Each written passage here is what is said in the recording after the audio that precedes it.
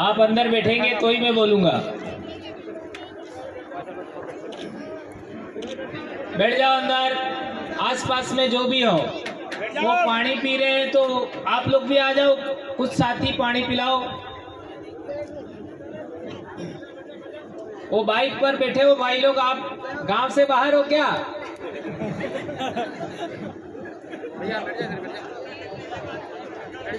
आज गांव जोलाना सरदारपुर धार जिले में आदिवासी समाज के महापुरुष, हमारे भील समाज के बहुत बड़े योद्धा टंट्या भील का गाथा स्थापना कार्यक्रम रखा गया है। उसमें पधारे हमारे सामाजिक संघर्ष के साथी और पिछले कई सालों से समाज को वैचारिक रूप से एक करने के लिए और समाज का सांस्कृतिक शुद्धिकरण करने के लिए जो प्रयास कर रहे हैं, उन लोगों को शासन प्रशासन के द्वारा परेशान भी किया जाता है, हम सब जानते हैं। और पिछले 2 साल में तो कुछ हद सी हो गई है। हमारे जयस के बहुत सारे कार्यकर्ताओं को जिला बदर किया गया, जेल भेजा गया, FIR हुई, न जाने क्या क्या, आप सब जानते हैं। मैं उन तमाम योद्धाओं को, चाहे हमारी बहनें हो, चाहे हमारे भाई हो, चाहे वो किसी भी जिले के हो, मैं उनको आज का मेरा जो स्पीच है वो उनको समर्पित करता हूं। और दूसरी बात, आज हमारे देश में दिल्ली में जो पहलवान बेटियां और बेटे, हमारे भाई बहन, चाहे वो समाज अलग हो सकता है, लेकिन वो अपने मान सम्मान इज्जत के लिए महिला पहलवान बैठे हुए हैं। उनके साथ जो दिल्ली में आज व्यवहार हुआ, उसको भी मैं आज के दिन मेरा अपना स्पीच है वो समर्पित करना चाहूंगा। हम लोग रास्ते में आ रहे थे, वीडियो देखे तो हमको एहसास हो गया कि देश भर में आदिवासियों के साथ जो व्यवहार होता है, अब वह व्यवहार दूसरे कबीलाई लोगों के साथ भी होने लगा है। जाट समाज कितना ताकतवर है, कितना शक्तिशाली है, कितना जागरूक है, कितना पढ़ा लिखा है। उस समाज के बच्चे सेना में भी हैं और आपका पहलवानी भी करते, उनके साथ भी किस तरीके का व्यवहार हो रहा है, ये हम सब लोगों ने देखा। दोस्तों, देश में अब लोकतंत्र को बचाने की जरूरत है, संविधान को बचाने की जरूरत है। इसलिए हमारे देश के अंदर जो आज का जो शासक वर्ग है, उस शासक वर्ग की कितनी पार्टियां हैं, ये भी लोगों को तो पता नहीं है। मैं आज के मध्य प्रदेश के तमाम आदिवासियों भाइयों को, तमाम SC भाइयों को, तमाम OBC भाइयों को और माइनॉरिटी के भाइयों को भी मैं आह्वान करता हूं कि इस देश में जो शासक वर्ग है वो कौन है, ये पहचान लीजिए।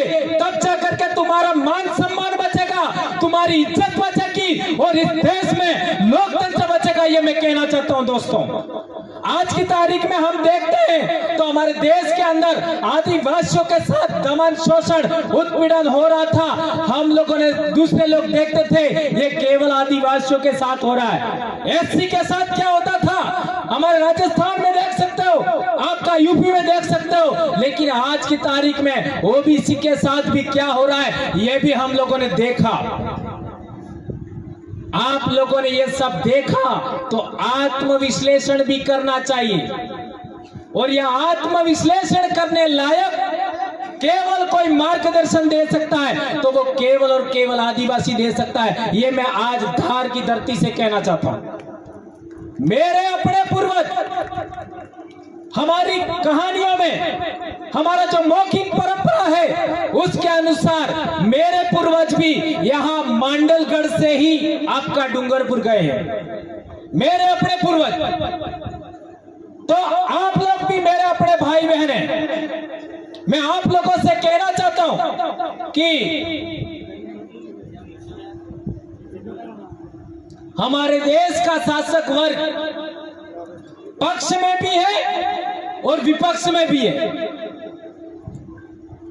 सत्ता करने वाली पार्टी बदलती है, शासक वर्ग नहीं बदलता, यह लाइन याद रखना। आपका सत्ता परिवर्तन का मतलब शासक वर्ग परिवर्तन नहीं होता। शासक वर्ग वही होता है। एक पार्टी गई, उसका भी शासक वर्ग वही समाज है। दूसरी पार्टी आई, उसका शासक वर्ग भी वही समाज है।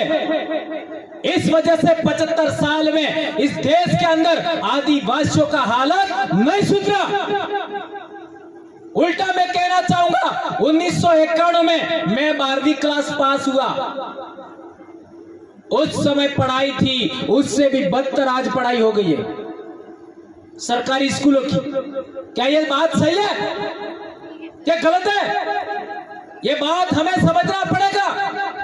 उस समय हमारे लोग किसी भी अन्य समाज के गुलाम नहीं होते थे।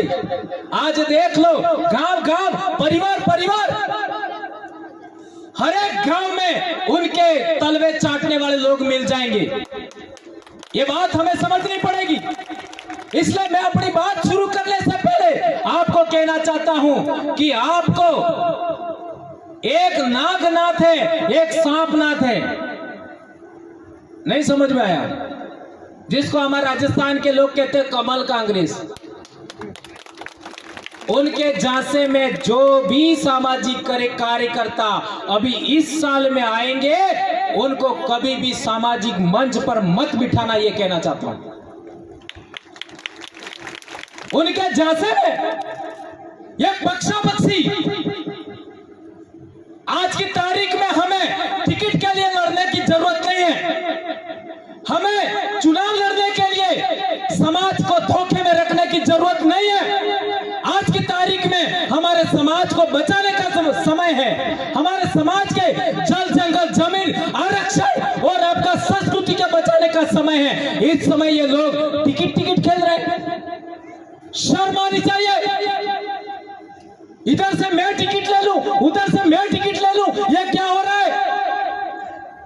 यदि आपको लड़ना ही है तो जहां पर शेड्यूल्ड एरिया है, शेड्यूल्ड एरिया में 60-70% मात्र और मात्र आदिवासी है। आदिवासियों की सिलेक्शन प्रणाली इस जगह पर सेलेक्ट करके इलेक्ट करिए, क्या दिक्कत है?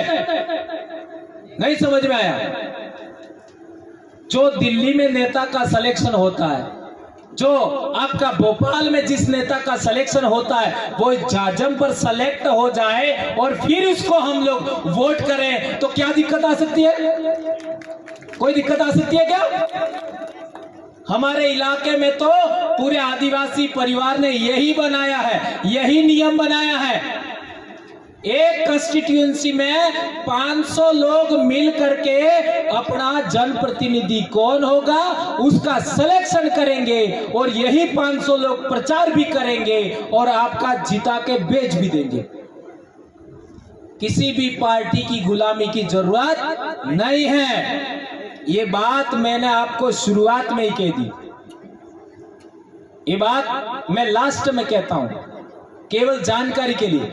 लेकिन जो बीमारी इधर ज्यादा है उसको पहले ही फोकस करना पड़ता, पहले इंजेक्शन ही वही होना चाहिए, ठीक है? और आप लोग बीमारी से ग्रस्त इसलिए हैं कि जितने भी लोग हैं बस इसी के लिए काम करते हैं, समाज के लिए काम नहीं करते। अब मैं आपको मेन बात अपनी शुरू करता हूं। आज हमारा टंट्या भील का गाथा स्थापना है। टंट्या भील ने अपनी पूरी जिंदगी कुर्बान कर दी समाज के लिए, पूरी जिंदगी कुर्बान कर दी। क्या कभी किसी के आगे हाथ फैलाया? हाँ या ना तो बोलो। कभी किसी से समझौता किया? कभी किसी के सामने भीख मांगी अपनी जान की भी? और आज हमारे नेता क्या कर रहे हैं? मेरे को टिकट दे दो, मेरे को टिकट दे दो, मेरे को टिकट दे दो, यह हो रहा है। इतना शक्तिशाली संगठन 2013 में जैस बना, जैस के देखा देखी ही हमने आदिवासी परिवार बनाया। हमारा तो विभाजन नहीं हुआ, ने आपके दो टुकड़े हो गए, एक इंदौर ने एक भोपाल। क्या हो रहा है? चलो जो होना था हो गया, दो जगह मना लिया, दो जगह सफल हो गया, कोई दिक्कत नहीं है। मैं ये नहीं कहना चाहता कि ये गलत थे, मैं ये नहीं कहना चाहता वो गलत थे, लेकिन हम लोगों को समाज के लिए अभी भी वक्त है, अभी भी वक्त है। यदि आप आदिवासी समाज के बच्चे हो, आदिवासी समाज के लिए काम करना चाहते हो, तो अभी भी एक जाजम पर आ जाइए, ये बात मैं कहना चाहता हूं। क्या यह बात आप लोग इस बात का समर्थन करते हैं? कौन कौन करते हैं? जरा हाथ ऊंचा करो जरा। ये बात सभी नेताओं तक, सभी सामाजिक कार्यकर्ताओं तक पहुंचनी चाहिए। समाज चाहता है कि सभी सामाजिक कार्यकर्ता एक जाजम पर बैठे, एक साथ चले। हमारे उधर हमने एक नियम बनाया। क्या नियम बनाया?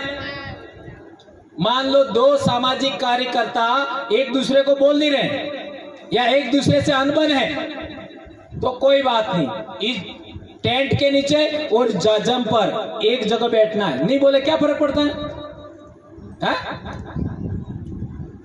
मेरे जैसा आदमी, मैं भी नौकरी करता हूं सरकार की, मेरे घरवाले भी सरकार की नौकरी करती है। हमारे दोनों के बीच में भी झगड़े हो जाते हैं तो 7-8 दिन हम भी नहीं बोलते, लड़ते नहीं, हाँ बोलते नहीं, फिर धीरे धीरे थोड़ा थोड़ा करीब हो जाते हैं, फिर बोलते हैं, जैसा आपके इधर भी होता होगा। इसी से मैंने सबक सीखा कि नहीं बोले कोई बात नहीं, एक जाजम पर बैठेंगे तो धीरे धीरे समझौता हो जाता है। अब ये जाजम पर बैठ नहीं रहे, तो जो लोग जाजम पर नहीं बैठ रहे इसलिए समाज के दो टुकड़े करना चाहते हैं, ये बात साबित होती है। इसलिए मैं कहना चाहता हूं अभी भी समय है, हमें बैठना चाहिए। टंट्या भील का ही एक दूसरा उदाहरण। टंट्या भील ने न तो किसी से समझौता किया, न किसी के आगे अपनी जान की भीख मांगी, ना ही अपने स्वाभिमान से समझौता किया। सेकंड बात, अपने स्वाभिमान से कोई समझौता नहीं किया। और यदि आपको लड़ना ही है तो खुद का ही संगठन बना दो, खुद का ही रजिस्ट्रेशन कर दो, या किसी एससी का संगठन का आपका टिकट ले लो, या फिर एक ओबीसी के संगठन का टिकट ले लो। क्या दिक्कत है? यह भी कह देना चाहता हूं मैं। क्यों कहना चाहता हूं?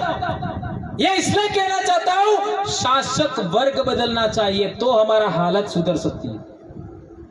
शासक वर्ग, जब तक शासक वर्ग नहीं बदलेगा